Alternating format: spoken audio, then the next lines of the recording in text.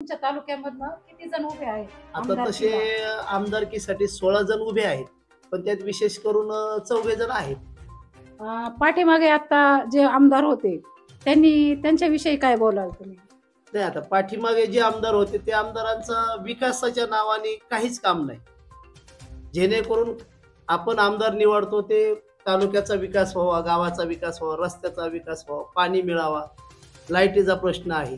पण या बाबतीमध्ये कसल्याही प्रकारचा विकास झाला नाही. कारण का तर ती गेले 5 वर्षे आजारी आहेत.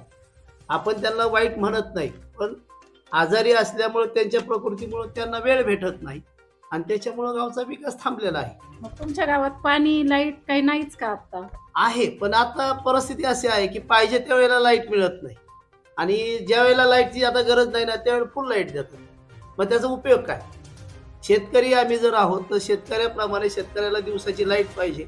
सगळीजण आश्वासन देतात की तुम्हाला लाईट 24 तास आम्ही देऊ, पण त्यांनी 12 तासही मिळत नाही आणि दिवसा लाईट तर अजिबात मिळत नाही. आता याच्यामध्ये एक महिला भगिनी पण आमदारकीला उभ्या आहेत, त्याविषयी काय बोलाल?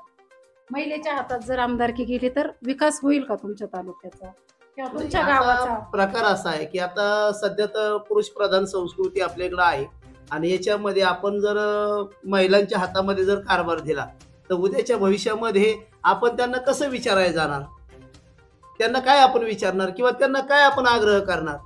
त्यापेक्षा पुरुष असावा अशी आमची अपेक्षा आहे. आणि मग राहुल दादाविषयी काय बोलाल, कसे आहेत ते?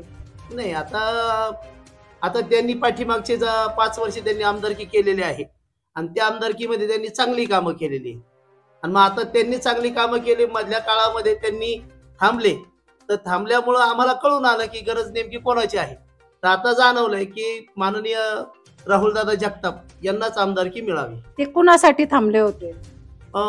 ते आता साधारणतः पवार साहेबांनी त्यांना सांगितलं थांबा म्हणून, मग ते थांबले आणि त्याच्यानंतर ज्यांना उमेदवारी दिली तेच उमेदवार दुसऱ्या पक्षामध्ये निघून गेले.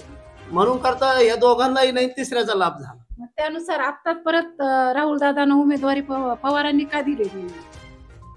नाही, आता त्याच्यामध्ये आता सर तालुक्यामध्ये बातमी अशी आहे की बा 15 खोकेनं एकदम ओके अशा प्रकारची बातमी चालू आहे सगळीकडे.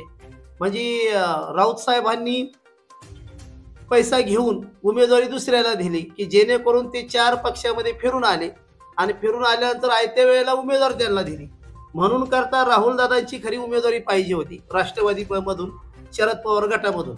पण परिस्थिती निर्माण अशी झाली की त्यांच्या मी 4 सभा मी पाहिल्या, एवढा मोठा खर्च केला आणि आयत्या वेळेला त्यांची उमेदवारी नाकारली. म्हणजे हे चुकीचं आहे. जनसामान्य माणसामध्ये त्यांच्याबद्दल जो आदर आहे तो अतिशय चांगला आहे. त्यांचं काम चांगलं आहे, निर्व्यसनी व्यक्ती आहेत आणि कोणी जरी हाक मारली किंवा फोन केला तरी तत्पर ते त्या ठिकाणी उभे राहतात.